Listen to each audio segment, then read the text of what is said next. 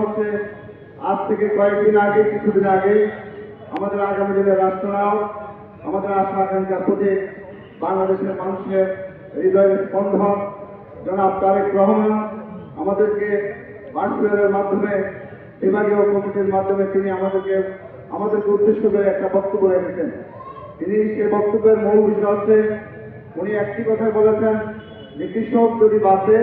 দেশ বাঁচবে, কৃষক হচ্ছে জাতির মেরুদণ্ড। এই কৃষকদেরকে নিয়ে তিনি একটি আলোচনা করেছেন এবং সেই আলোচনার মাধ্যমে আমাদেরকে দায়িত্ব দিয়েছেন, আপনারা যারা যারা দায়িত্বে আছেন আপনারা প্রত্যেকটা ইউনিয়নে যাবেন, ওই ইউনিয়নের সকল কৃষকদের কি সমস্যা, কি দাবি, তাদের কি করণীয়, এই কাজগুলি আপনারা সবাই লিপিবদ্ধ করবেন। কারণ আগামী দিনে যে নির্বাচন হতে যাচ্ছে, সেই নির্বাচনে আপনারা এবং আমরা সবাই আশাবাদী